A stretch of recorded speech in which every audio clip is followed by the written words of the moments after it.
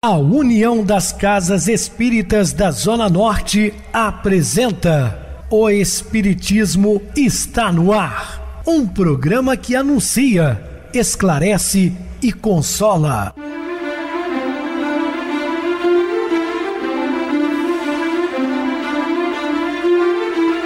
Não se turve vosso coração. Credes em Deus, credes também em mim. Na casa de meu pai há muitas moradas. Se assim não fora, eu vou-los teria dito, pois vou preparar-vos lugar. O Espiritismo está no ar. Sintonize esta frequência. Pare, pense na vida, faça perguntas. Muito boa noite, meus queridos e amados irmãos ouvintes da Rádio Clube FM, também do programa O Espiritismo está no ar, uma onda de amor e luz em seu rádio. Este é um programa que anuncia, esclarece e consola. Rádio Clube FM, sua voz é a nossa voz. Estamos no ar de segunda a sexta pela Rádio Clube FM local ou pelo www.radioclubefm.com.br.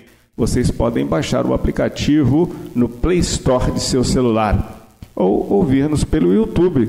O canal vai viver _melhor. Se inscreva, deixa seu like, sua opinião é sempre importante para nós. Ou digite O Espiritismo está no ar. Encontrarão vários programas, inclusive o do dia. Recebo carinhosamente minha querida amiga expositora espírita Isa Rita. Uma boa noite, seja muito bem-vinda. Boa noite, Pedrosa, boa noite a todos os ouvintes. Graças a Deus, mais uma vez aqui, para estudar o Evangelho de Jesus, que a espiritualidade nos inspire, né? Para que a gente faça a nossa parte da melhor forma possível. Então vamos ao programa. Sim, Isa, vamos ao programa e hoje falando sobre Sejam Vigilantes. Dúvidas? Entre em contato conosco, ligando para a Clube FM, que é 0 operadora 32 3211 5697. Para falar comigo, utilize a TIM 988012675, o WhatsApp 999-387699 e o e-mail, o Espiritismo está no ar, @hotmail.com. Interajam conosco, façam perguntas, tirem dúvidas, podem dar sugestões ao programa.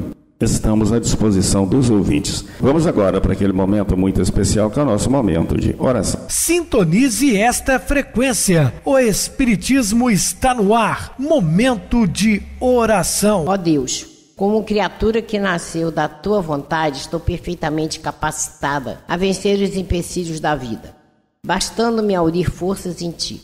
Por isso peço que me dês a força a ser usada perante as dificuldades. Gostaria de começar a vencê-las a partir desta que tenho pela frente. Esta dificuldade desafia a minha capacidade, impacienta-me e retira o meu equilíbrio. Mas com a força que vem de ti, superarei. Se este for daquele tipo de problema cuja solução demanda tempo, aplico-te a calma. Só de possuir a calma resolvo a maior parte dela. Manifesto a ti, mesmo com esforço, meu agradecimento por estar perante entraves difíceis, porque são eles que me treinam a personalidade e me engrandecem o caráter. Agradeço-te, sobretudo, a compreensão que adquiri sobre como se manifesta a tua vontade a meu respeito. Obrigada, Senhor. Estamos apresentando O Espiritismo está no ar. Bem, meus amados irmãos, estamos de volta com o assunto da noite. Sejam vigilantes. A exortação de Jesus à vigilância visava criar no coração de seus discípulos a atitude correta de quem deseja acolher o Senhor que vem. A incerteza da hora poderia ter como efeito desviá-los do caminho certo, levando-os a afastarem perigosamente do reino. Então, tudo na medida certa, Jesus sempre instruindo os seus discípulos.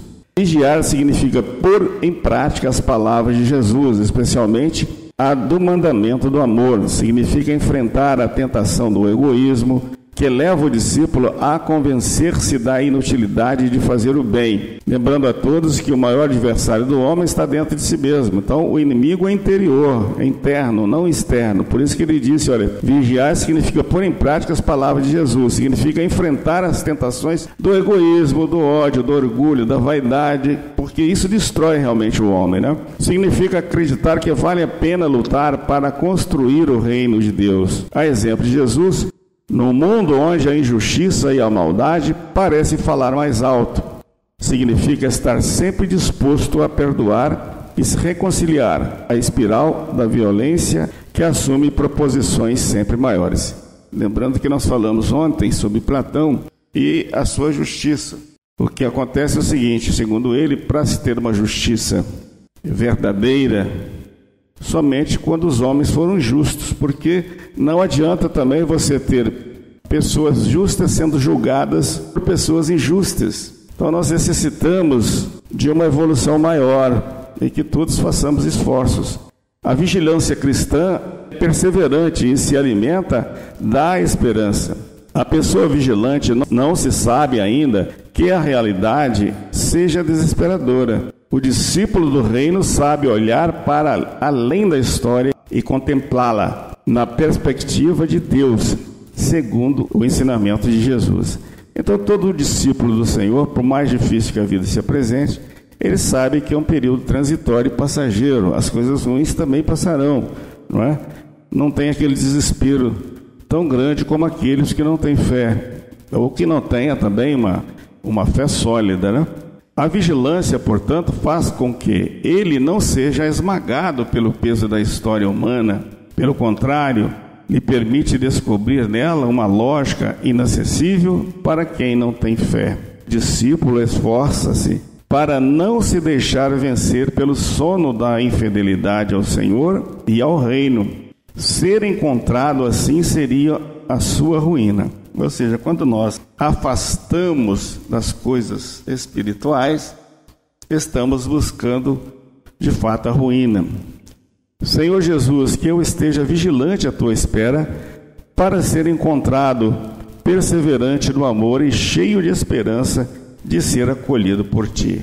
Então isso deve ser o nosso objetivo, trabalharmos, as nossas virtudes para que quando formos chamados a retornar à pátria espiritual, possamos chegar bem melhores que quando aqui apresentamos para a atual encarnação.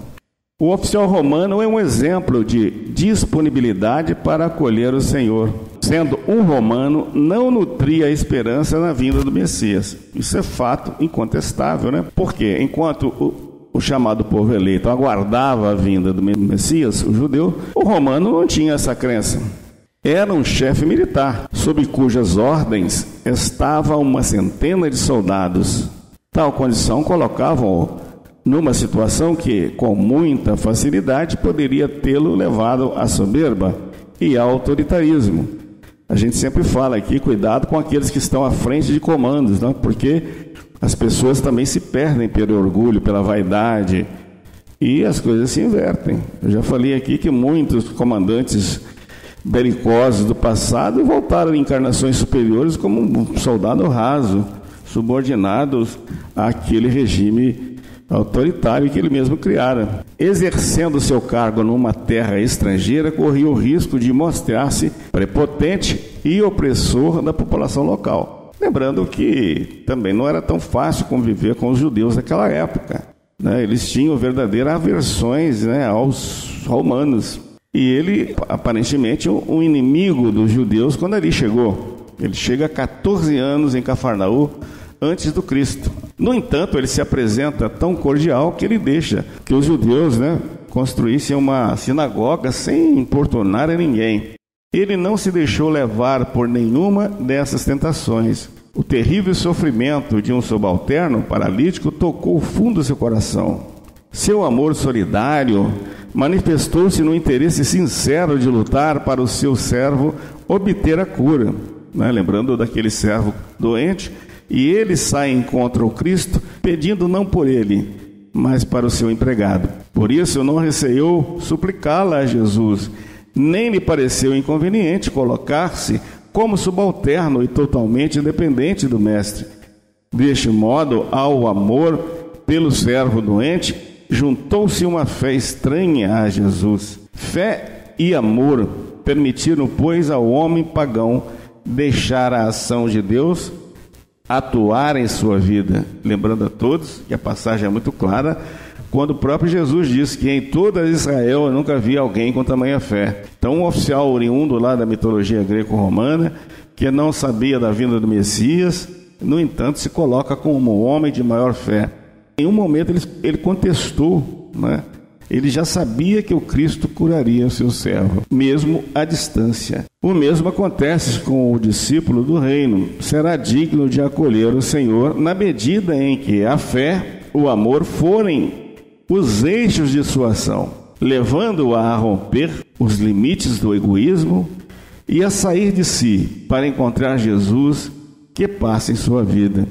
Quantas vezes Jesus está nos auxiliando e nós nem sequer percebemos, ou muito menos agradecemos, ó, por uma doença temporária, por um problema, um revés aí na fortuna, um problema financeiro, um problema familiar. Sempre o Cristo está ao nosso lado. E às vezes superamos o pedido da prece e depois esquecemos de agradecer. Senhor Jesus, dá-me a fé, o amor profundos para que, rompendo os laços do meu egoísmo, crie no mais íntimo do meu ser espaço para acolher-te. Então nós temos que ter o coração aberto para o que o Cristo faça morada. Quem acolhe o Senhor? As coisas de Deus seguem uma lógica muito diferente da lógica humana. Em termos humanos, pode-se pensar que o reconhecimento e a acolhida do Senhor sejam mais fáceis para os sábios e os entendidos deste mundo, e que a pessoa, com o próprio esforço e ciência, pode chegar mais rapidamente a conseguir o que espera. Deus, porém, inverte esse esquema, franqueando aos pequeninos a revelação do Filho de Deus. E isto é um dom divino, que não depende do merecimento humano. Ademais, tal dom é concedido a quem é desvalorizado pelo mundo e se considera indigno de recebê-lo do Pai. O Deus nos olha por igual, né?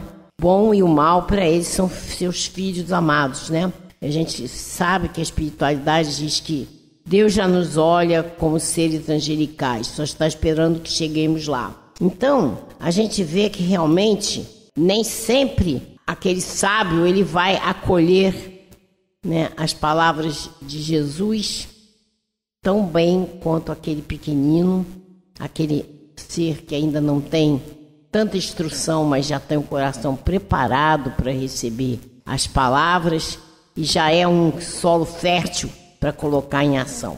A atitude correta do discípulo à espera do Senhor consistirá em não supervalorizar suas prerrogativas, esperar ser encontrado digno de receber a revelação e recebê-la com humildade de quem se sabe indigno.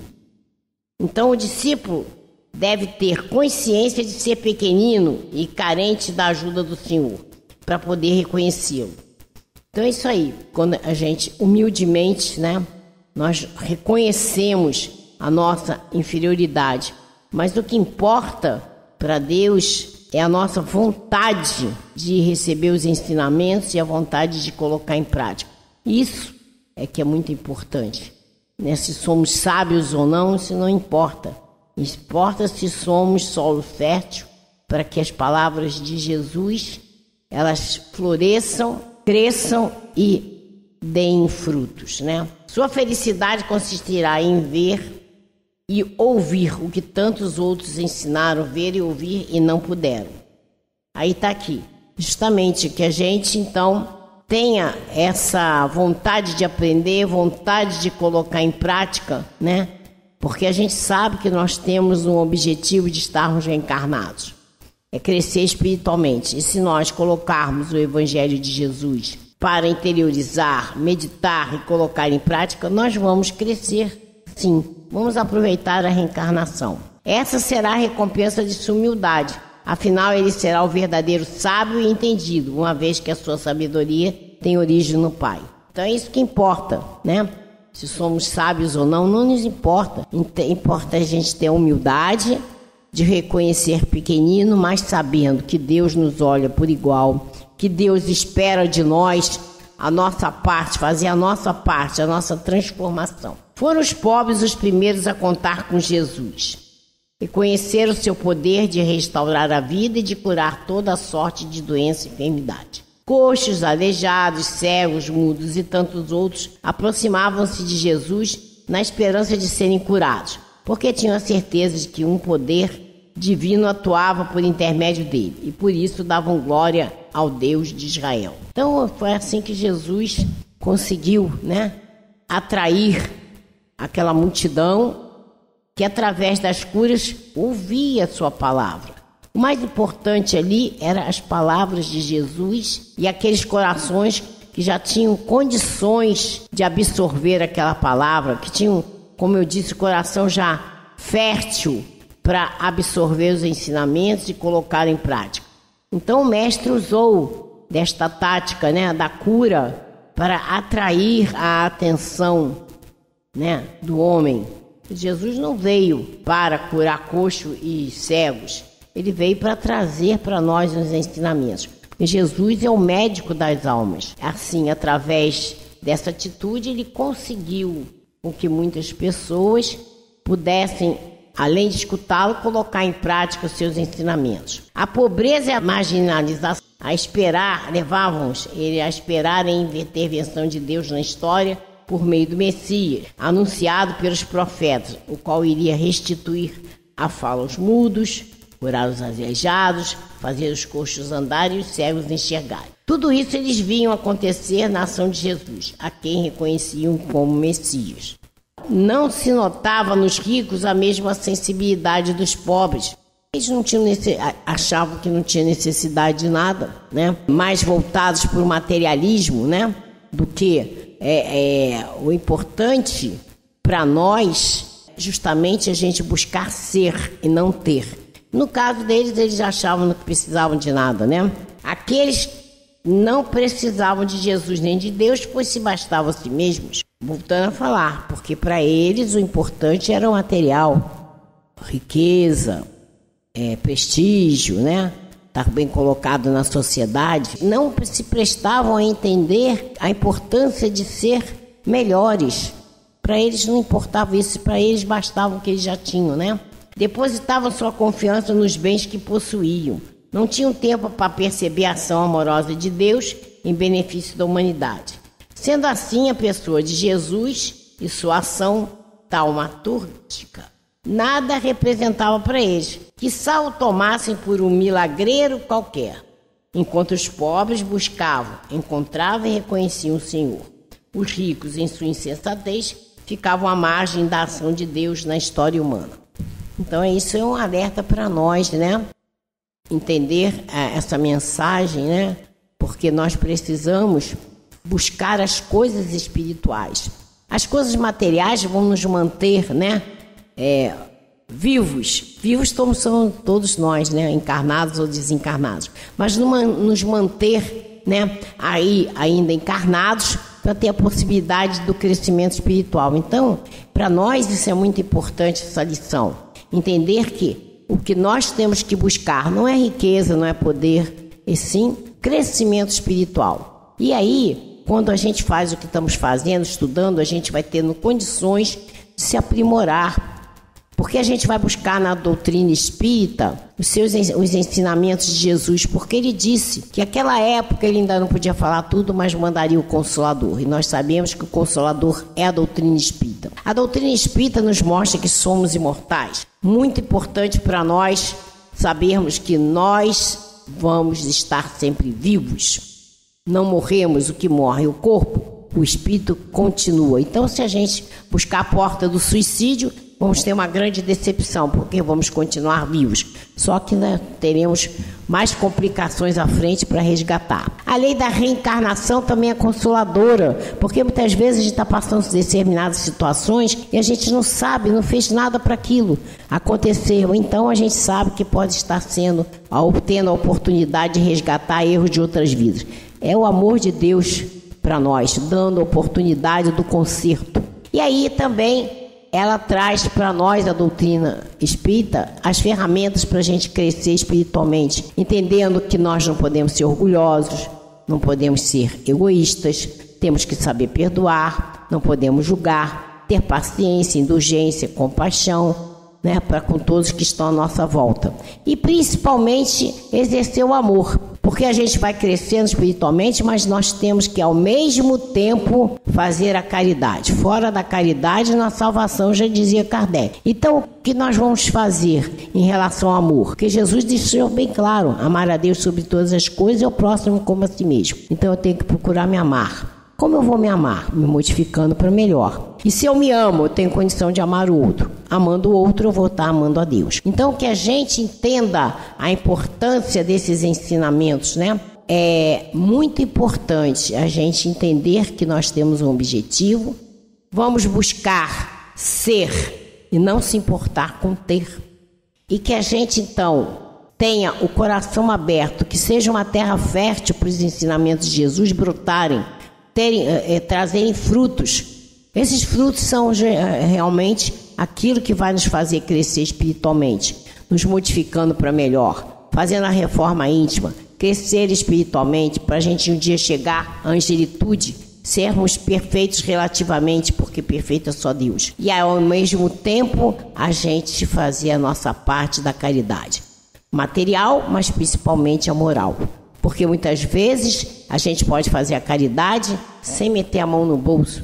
Eu posso ir no hospital dar um alento ao doente, posso ir no asilo, no orfanato, posso olhar meu vizinho que está desalentado, né, triste, e vou lá dar uma palavra amiga, um abraço, um sorriso, um aperto de mão. Isso aí pode tirar muitas pessoas da angústia e até de uma depressão que possa levar ao suicídio. Então, muito importante a gente, volto a falar, estudar. Temos que ler todos os ensinamentos de Jesus, meditar sobre eles e aí fazer as nossas escolhas. A gente pode lembrar da Joana de Ângeles, né, que disse que a gente tem que fazer uma difícil viagem ao interior de nós com humildade, para a gente reconhecer aquilo que a gente ainda não é. Eu detectei, não sei perdoar. Então o primeiro passo, diz ela, para você começar a perdoar, porque você detectou. Mas por que você detectou? Porque você tem um conhecimento, que tem que saber perdoar, nos disse Jesus. Então você detectando que não sabe perdoar é o primeiro passo, e você vai se esforçar para aprender no dia a dia a perdoar. E a gente tem também aqui o conselho de Santo Agostinho, né? Porque fazer o que ele fazia é muito importante. Toda noite fazer uma retrospectiva daquilo que fizemos. O que eu fiz de bom, vou repetir. O que eu fiz de ruim, eu vou melhorar. Então, se eu tenho o propósito de saber perdoar, se eu detectei hoje eu não perdoei, mas amanhã eu vou me esforçar. E nesse esforço contínuo, é um trabalho de formiguinha, você acaba conseguindo perdoar. E assim são todas as outras coisas, né? Ter indulgência, ter compaixão, paciência, tolerância, não julgar. Tudo isso está a nosso dispor a todo instante, principalmente no convívio familiar, onde a gente tem mais responsabilidade, não estamos juntos por acaso, né? Então a gente tem a oportunidade, dentro da nossa família, exercer todas essas ferramentas e utilizá-las, para que a gente um dia possa também ter a mesma condição com o irmão que mora fora dos muros da nossa casa. Porque lembrando que, além da família consanguínea, nós temos a família espiritual universal, porque nós todos somos filhos do mesmo Pai. Então esses ensinamentos são muito importantes, né, para nós. Então fica aqui para a gente buscar realmente, através do conhecimento, a oportunidade de crescer espiritualmente, da reforma íntima. Isso mesmo, reforma íntima, muito importante. Meus queridos irmãos, vamos agora para o intervalo musical, a seguir a nossa oração final. Sem etiqueta, sem preço.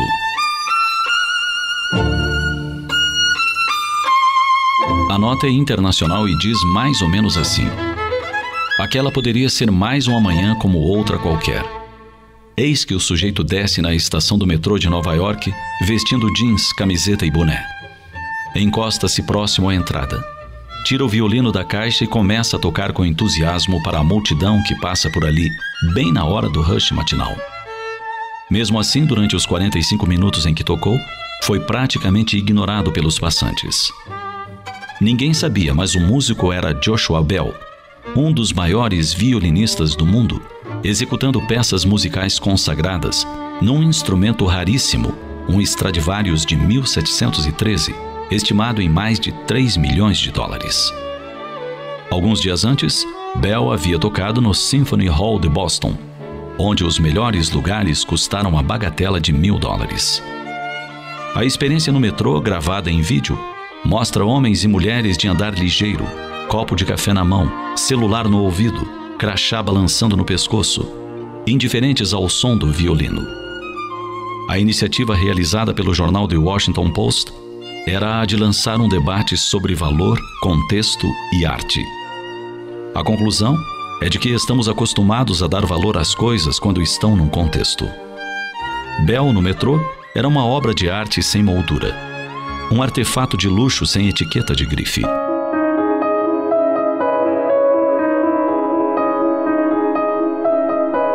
Esse é mais um exemplo daquelas tantas situações que acontecem em nossas vidas, que são únicas, singulares, e a que não damos importância, porque não vem com a etiqueta de preço. Afinal, o que tem valor real para nós, independentemente de marcas, preços e grifes? É o que o mercado diz que podemos ter, sentir, vestir ou ser? Será que os nossos sentimentos e a nossa apreciação de beleza são manipulados pelo mercado, pela mídia e pelas instituições que detêm o poder financeiro? Será que estamos valorizando somente aquilo que está com etiqueta de preço? Uma empresa de cartões de crédito vem investindo há algum tempo em propaganda, onde, depois de mostrar vários itens com seus respectivos preços, apresenta uma cena de afeto, de alegria e informa: não tem preço. E é isso que precisamos aprender a valorizar. Aquilo que não tem preço, porque não se compra.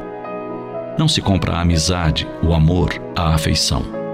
Não se compra carinho, dedicação, abraços e beijos. Não se compra raio de sol, nem gotas de chuva. A canção do vento que passa sibilando pelo tronco oco de uma árvore é grátis. A criança que corre espontânea ao nosso encontro e se pendura em nosso pescoço não tem preço. O colar que ela faz, contornando-nos o pescoço com os braços, não está à venda em nenhuma joalheria. E o calor que transmite dura o quanto durar a nossa lembrança.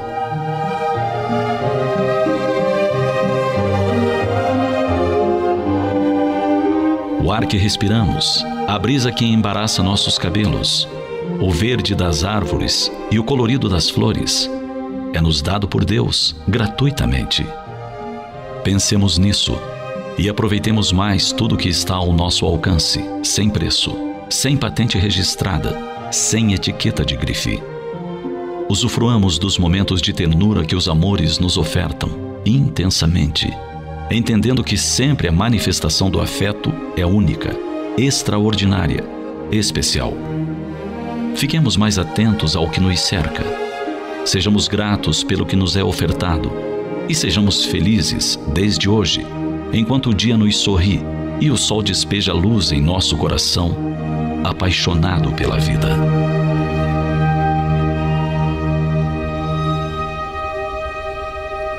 Sintonize esta frequência. O Espiritismo está no ar. Momento de oração. Senhor Jesus, Mestre Divino, trazei-nos a paz, não a paz do mundo, mas a paz que somente o Senhor pode nos dar. Paz interior, de consciência do dever cumprido, e que possamos, Senhor, continuarmos firmes, defendendo sua bandeira, seu evangelho de amor, de luz e redenção, o maior tratado de moral universal do planeta. Que continuemos, Senhor, propagando sua mensagem para que mais pessoas envolvidas com o seu amor possam procurar as instituições religiosas dentro do cristianismo de qualquer ordem. O importante é ser cristão. Que o Senhor nos abençoe hoje, agora e sempre. Minha querida irmã Isarrita, suas despedidas. Boa noite, Pedrosa, boa noite a todos os ouvintes, com muita luz, muita paz, muito amor, né? E as bênçãos do Senhor recaem sobre todos nós. Até o próximo programa. Boa noite para você, Isa. Muito obrigado pelo apoio aqui no programa. Boa noite também a todos os amados irmãos ouvintes do YouTube, internautas do Brasil, do exterior, nossos irmãos da Zona Norte de Juiz de Fora, que nos acompanham com a rádio local 87,9, Rádio Clube FM. Continuem ligados, ouvindo a nossa próxima atração, o programa Batidão com o DJ Chico, a seguir na voz de Ailton Moreno, Encontro Central. Boa noite a todos e até amanhã, se Deus quiser.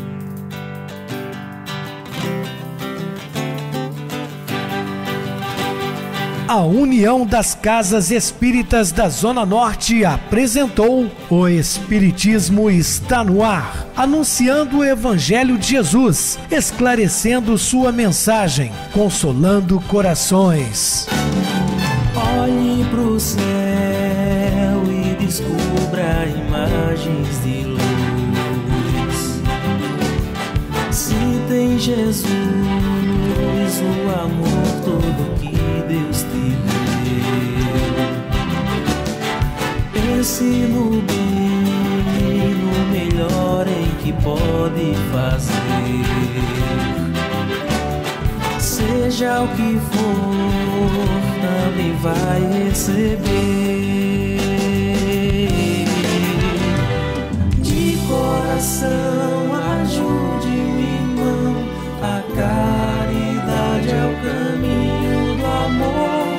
Faça ainda que possa sofrer, pois bênçãos de Deus há de ter.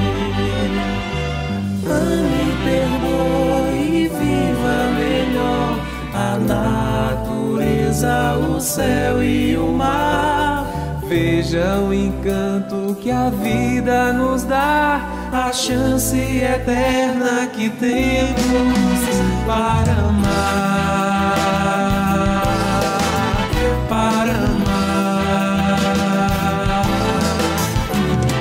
Olhe pro céu e descubra imagens de luz. Sinta em Jesus o amor todo que Deus te deu. Pense no bem, no melhor em que pode fazer. Seja o que for, também vai receber. De coração, ajude o irmão. A caridade é o caminho do amor. Faça ainda que possa sofrer, pois bênçãos de Deus há de ter. Ame, perdoe e viva melhor a natureza, o céu e o mar.